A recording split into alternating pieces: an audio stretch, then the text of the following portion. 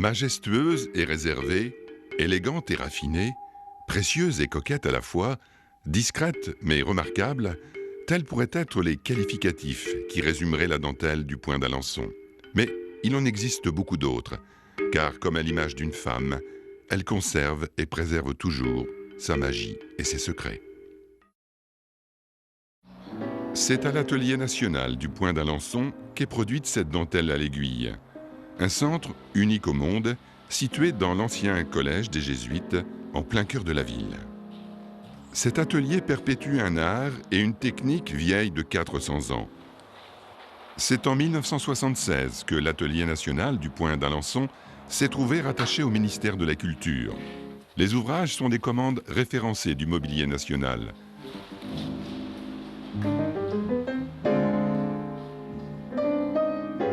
Il faut attendre la fin du XIXe siècle pour que les dentelles entrent au musée des Beaux-Arts, comme témoins d'une industrie locale. C'est ici qu'est donnée à voir la majeure partie du patrimoine muséal alençonnais.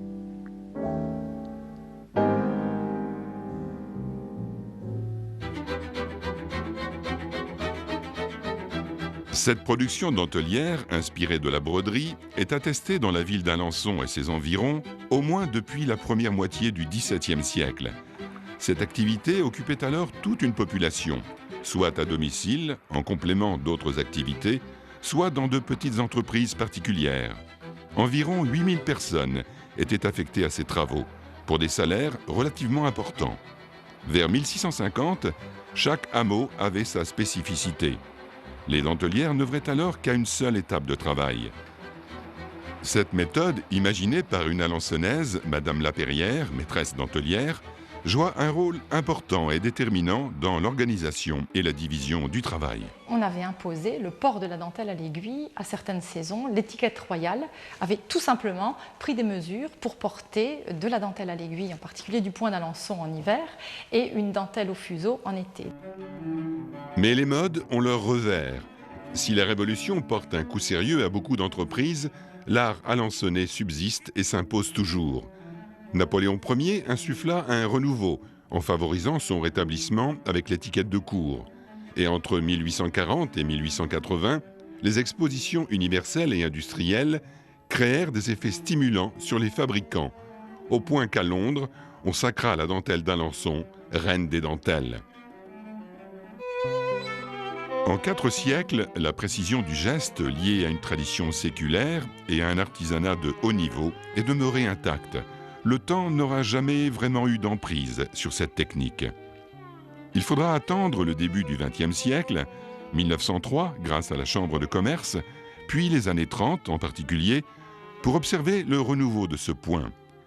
Ce sont les religieuses de la Providence d'Alençon, et notamment sœur Marguerite, qui seront à l'origine de cette relance.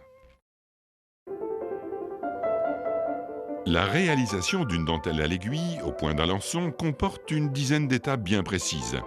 Les dentelières de l'Atelier national se doivent de connaître toutes ces différentes opérations. 8 années sont nécessaires pour acquérir une véritable formation. C'est par le dessin technique que s'ébauchent les prémices de l'ouvrage, sitôt enchaînées par les figures techniques.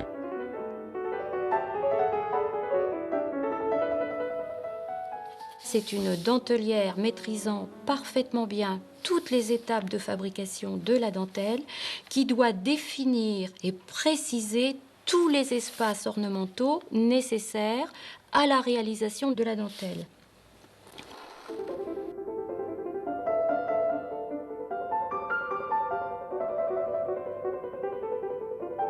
Le piquage, la seconde étape du travail, consiste à reporter le dessin technique sur le parchemin vert, une couleur qui atténue la fatigue oculaire.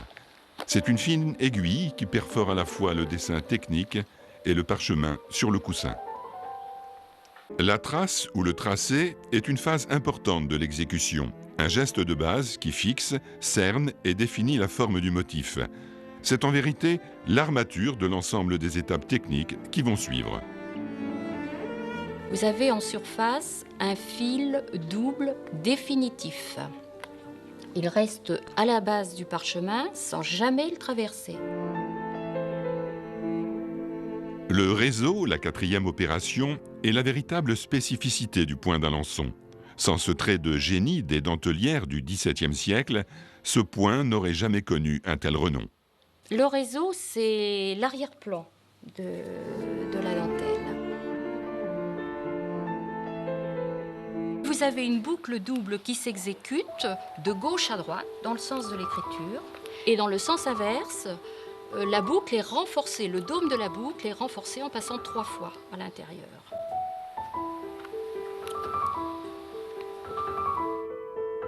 Le rempli est une longue opération, délicate et minutieuse. Elle consiste à préciser les motifs sous la forme de feuillages, fleurs et volutes. Ici, la maille est plus épaisse que celle du réseau. C'est un point bouclé tortillé, comme le réseau, enfin une maille double, bouclée, qui s'effectue dans le sens de l'écriture, également de gauche à droite, et qui est renforcée également dans le sens inverse. Il y a 5 variétés de remplis qui permettent d'ombrer le décor. Les modes sont des étapes complexes de l'exécution. Un travail difficile et pointu qui requiert une excellente dextérité. Il existe en fait une vingtaine de figures différentes avec une façon de les construire tout aussi variée. Et cela en fonction de l'espace à l'intérieur duquel la dentelière est appelée à œuvrer. À certains endroits, nous travaillons un picot. Ce picot se réalise grâce à un crin de cheval, un crin noir, le toupet de l'animal qui en fait ne représente qu'un outil provisoire. Celui-ci fait usage de tendeur. Il disparaîtra à la fin de cette action pour laisser place à l'avant-dernière étape, la brode. La brode simple s'effectue en général sur tout le tracé intérieur de la dentelle, de la pièce de dentelle. Tout le contour extérieur est dentelé, donc ça s'appelle la brode à picot. Alors comment fait-on cette brode? C'est vrai que pour avoir un relief, donc nous ajoutons un fil supplémentaire qui parcourt donc l'itinéraire de la trace au fur et à mesure que nous exécutons un minuscule petit point de feston sur l'ensemble de la trace. Chose très délicate, éviter de casser tout le travail réalisé jusqu'à présent.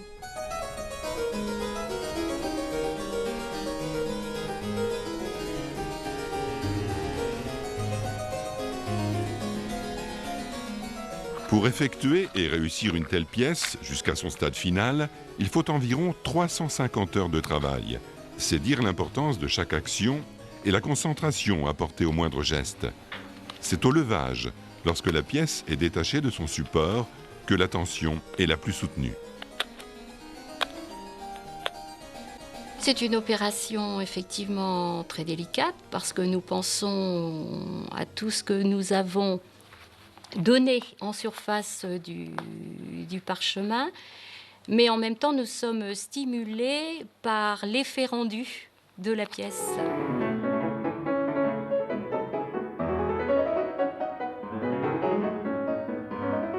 L'ébouttage requiert toute l'acuité nécessaire à la mise en valeur du produit. Ici, il s'agit d'ôter un par un, avec une précaution infinie, tous les fils brisés de la trace. Cette action s'opère à l'aide d'une pince à épiler. Débarrassé de ces petites scories de coton, l'ouvrage est fin prêt pour l'ultime opération. Le petit détail, mais d'importance, celui qui donnera vie à l'ouvrage, s'applique enfin au luchage. Pour cette étape, les remplis sont soigneusement polis à l'aide d'une pince de homard. Autrefois, on utilisait un croc de loup. C'est cette action qui rehausse le relief et donne tout son cachet au rendu esthétique final. Encore plus qu'hier, la saga de cette dentelle s'impose dans l'histoire et dans la continuité d'un passé technique d'art et d'artisanat de haut niveau, ininterrompu depuis 1665. Elle s'inscrit dans une tradition qui ne tourne pas le dos à la modernité.